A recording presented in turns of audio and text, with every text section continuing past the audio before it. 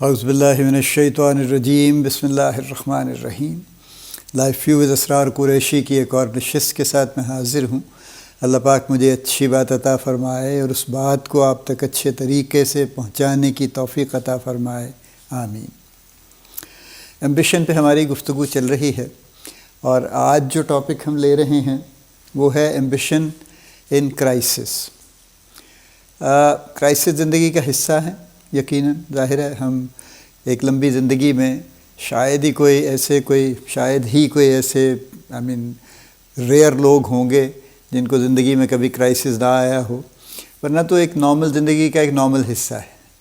کسی نہ کسی شکل میں کوئی نہ کوئی کرائسس چلتے رہتے ہیں، کچھ ذاتی ہوتے ہیں،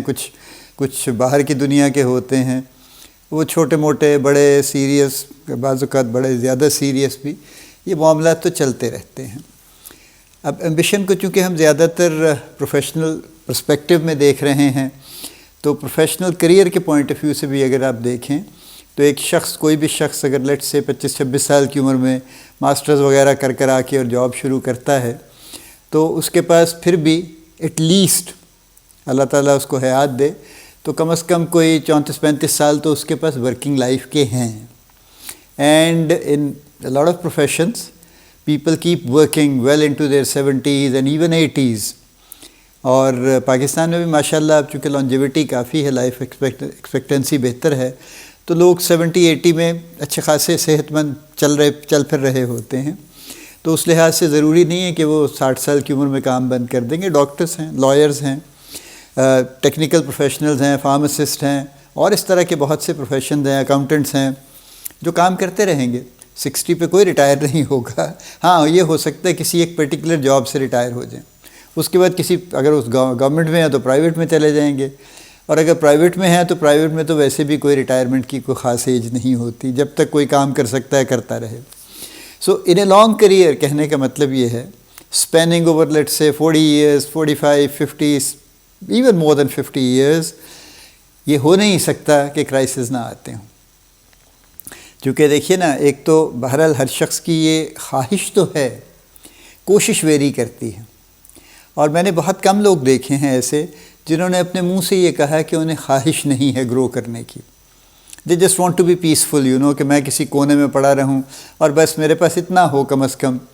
کہ بس میری زندگی گزرتی رہے، ادروائز مجھے اس سے زیادہ کی خواہش نہیں ہے، میری کوئی ایمبیشن نہیں ہے۔ کم لوگ ہیں یہ، زیادہ تر لوگ ایسے نہیں ہیں۔ زیادہ تر لوگوں کی خواہشات بڑی ہیں، کوشش بے شک اس سے ان کی کوشش اس سے ریلیٹ کرے یا نہ کرے، اس کے مطابق یا اس سے کورسپونڈنگ وہ کوشش کریں یا نہ کریں، لیکن بہرحال خواہش ضرور رکھتے ہیں کہ بہت کچھ ہو، اگر جاب کر رہے ہیں تو ترقی ہو، پوزیشنز ہوں، ٹائٹلز ہوں، پرکس ہوں، بینیفٹس ہوں، یہ سارا کچھ چل رہا ہے ظاہر ہے، بیکاز وی جج ourselves from our surroundings also, from our peers, from our seniors, from our juniors. تو ظاہر ہے بڑی تکلیف ہوتی ہے نا کسی شخص کو، اگر وہ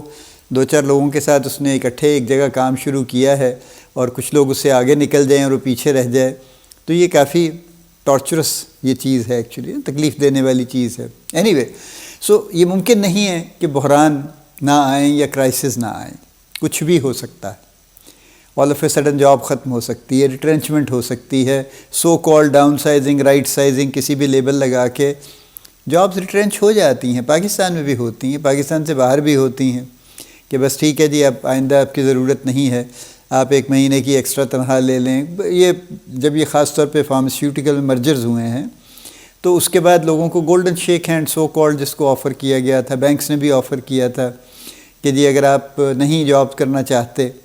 تو پھر آپ یہ لے لیجئے، ایک سرٹن فارمولے کے تحت ایک سرٹن نمبر آف سیلریز آپ لے لیجئے، and people got it actually. They thought that it is better for them کہ آپ 10، 12، 15، 20، 25، 30 سیلریز اکٹھی لے لیں اور پھر دیکھ لیں کہ آپ کو کیا کرنا ہے۔ تو ان میں سے جو ذرا زیادہ سمجھدار لوگ تھے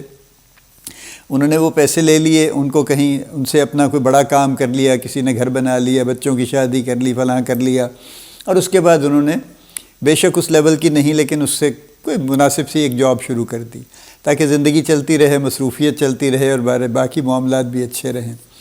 کئی لوگ تھے جو بس اسی خیال میں رہ گئے کہ بس اب کافی پیسے ہیں، ان کو بینک میں ڈال کے تو ہم زندہ رہ لیں گے، یہ بہرحال کو بڑا اچھا فیصلہ نہیں تھا، چونکہ بہرحال پیسے تو ڈی ویلیو ہی ہوتے ہیں نا. اینی وے، سو کرائسس کیا ہے؟ پروفیشنل پرسپیکٹو میں کرائسس کیا ہے؟ سب سے بڑا کرائسس یہ ہے کہ آپ کا جو بھی پلان ہے، جس کے مطابق آپ کام کر رہے ہیں، آپ کی جو اسٹریٹجیز آپ بنا رہے ہیں، جس طرح سے ایکسیکیوشنز کر رہے ہیں، وہ نہیں پوری ہو پاتی. آپ کو وہ سپورٹ نہیں مل پاتی، آپ کی ٹیم اس طرح سے آپ کے ساتھ نہیں چلتی، اور آپ کو اچانک یعنی بڑے ڈیفیکلٹ سچویشنز کا سامنا کرنا پڑ جاتا ہے. یہ ایک کرائسس ہے. سملرلی فرض کیجئے حالات اس طرح کے ہو گئے کہ جیسے پاکستان میں چل رہا ہے نا، کلائمیٹ ایفیکٹ بھی چل رہا ہے، فلڈز آتے ہیں، بارشیں ہو گئی، اس کے علاوہ ڈراؤٹ ہو گیا، کہیں اور کوئی مسائل ہو گئے، لا اینڈ آرڈر کی سچویشن ہو گئی، 2-4 دن شہر بند ہو گیا. تو یہ سب ایسے کرائسس ہیں جو آپ کے اختیار میں نہیں ہیں.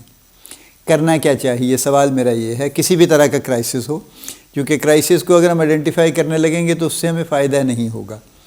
دیر are multiple types of crisis, لیکن اس کو آئیڈینٹیفائی کرنے سے ہمارا مقصد حل نہیں ہوگا. ایمبیشن اور کرائسس کا ریلیشن شپ کیا ہے اور کیا کرنا چاہیے، یہ سوال ہے جو میں بات کر رہا ہوں. پہلی بات تو یہ ہے کہ اگر آپ کی ایمبیشن واقعی ہے، ٹرو ہے اور ویل تھاٹ ہے، اور آپ سمجھتے ہیں کہ آپ واقعی ایمبیشن رکھتے ہیں، تو پھر ظاہر ہے یہ ایک ایسی ڈرائیو ہوگی جو آپ کو ہر سچویشن میں آگے مستقل چلتے رہنے کا حوصلہ دے گی. سب سے پہلے تو اس کو کلیئر کر لیجئے کہ اگر آپ کی ایمبیشن ہے تو پھر آپ رکیں گے نہیں. ایکچولی میں وہ ایک ایگزامپل اکثر دیتا ہوں بہت جگہوں پہ کہ یہ جو بچے کہتے ہیں نا کہ جی میں بس ڈاکٹر بننا چاہتا تھا، جی بڑی میری خواہش تھی، جی میرے پیرنٹس کی بھی تھی، لیکن میری ذاتی بھی بڑی خواہش تھی کہ میں ڈاکٹر بنوں، بس FSC میں نمبر نہیں آئے. آئی ایم سوری، آپ کی ایمبیشن نہیں تھی ٹھیک، یا صرف آپ کی خواہش تھی، اس کے مطابق کوشش نہیں تھی.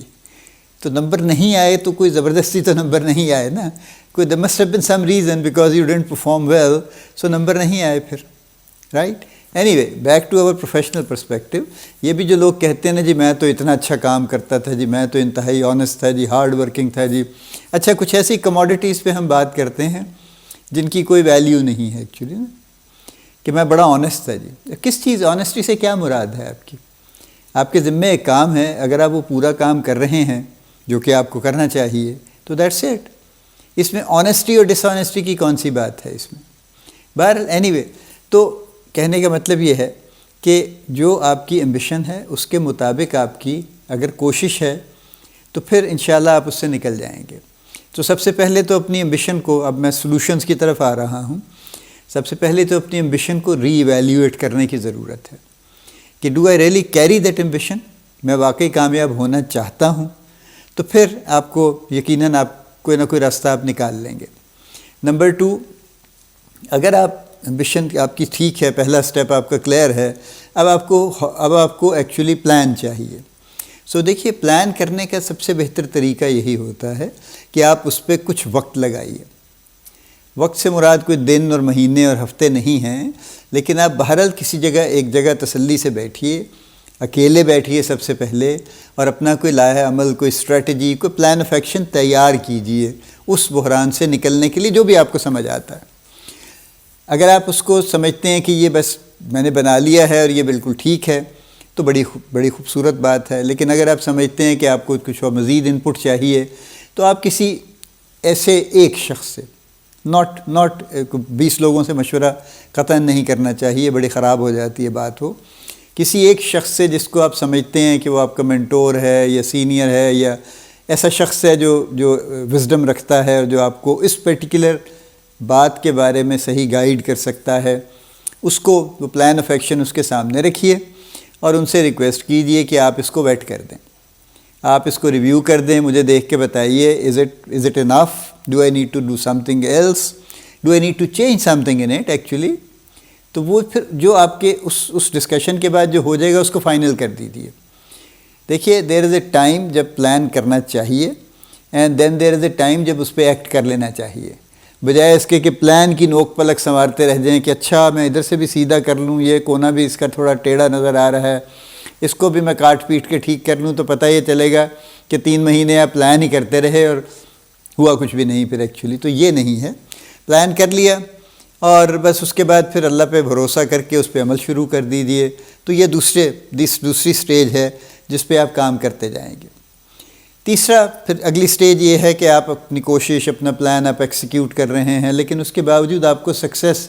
اتنی اچھی ابھی نہیں مل رہی جتنی آپ کی. اگر تو مل رہی ہے تو سبحان اللہ، اگر نہیں مل رہی تو پھر کیا کرنا چاہیے؟ پھر آپ کو اپنے پلان پہ واپس جانا چاہیے، ڈرائنگ بورڈ پہ، اور آپ کو یہ دیکھنا چاہیے کہ اس میں سے فرض کیجئے اگر اس کے 20 ایلیمنٹس سے پلان کے، تو کون سا ایلیمنٹ سکسیسفل ہوا، کون سے کی سکسیس نہیں آئی. تو جو سکسیسفل ہو گئے ان کو تو جاری رکھیے. جن ایلیمنٹس پہ وہ آپ کی ایکسپیکٹڈ آؤٹ کم جن کا نہیں آیا، ان کو ریویو کر لیجئے کہ اس میں کس طرح سے، کس اینگل سے، کس پوائنٹ آف ویو سے اس میں کہیں پہ چینج کرنے کی، اس میں کوئی ایڈیشن کرنے کی، کوئی چیز کم کرنے کی کہاں ضرورت ہے، وہ کر لیجئے اور پھر دوبارہ سے کام شروع کر دیجئے. تو یہ پھر آپ کا معاملہ چلتا جائے گا پھر. اور چوتھی اور آخری بات دیکھیے، یہ ہمیشہ ذہن میں رکھیے، جب ہم مینٹلی کمیٹڈ ہوتے ہیں نا اندر سے، واقعی اندر ود اوور ٹرو سیلف، جب ہم اکیلے بیٹھ کے واقعی اپنے آپ سے یہ کمٹ کر لیتے ہیں اور ہم کہتے ہیں کہ میں واقعی کمٹ کر رہا ہوں، میں صرف کہنے کی حد تک، مجھے کسی کو نہیں سنانا، کسی کو بتانا نہیں ہے، میں کمٹ کر رہا ہوں خود سے. جب آپ یہ کر لیتے ہیں تو پھر ایکچولی آپ کا مائنڈ آپ کے ساتھ چلنے لگ جاتا ہے. یہ تجربہ میں نے ذاتی طور پہ بھی کئی دفعہ کیا ہے، جو ہمارا سب کانشیس مائنڈ جس کو کہتے ہیں نا، کہ آپ نے فرض کیجئے آپ کوئی پرابلم سالو کرنے کی کوشش کر رہے ہیں، ایکٹیولی آپ سوچ رہے ہیں، and you are not reaching any solution actually.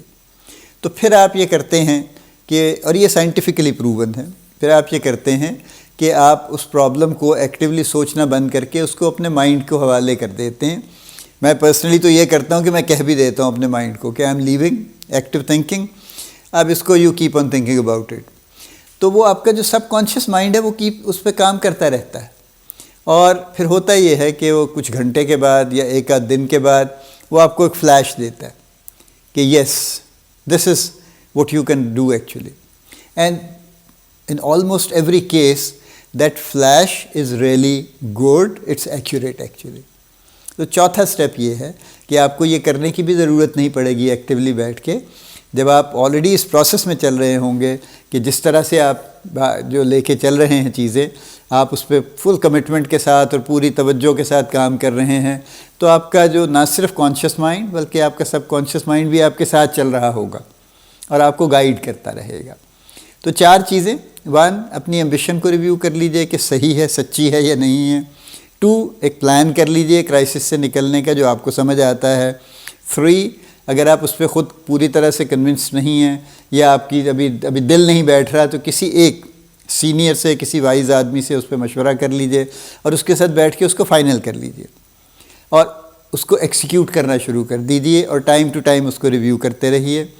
اور جہاں کہیں آپ کو لگے کہ کوئی ایلیمنٹ اس میں سے وہ آؤٹ کم نہیں دے رہا، وہ نتیجہ نہیں نکال رہا جو آپ کی توقع تھی، جو آپ نکالنا چاہتے تھے، تو اس حصے کو صرف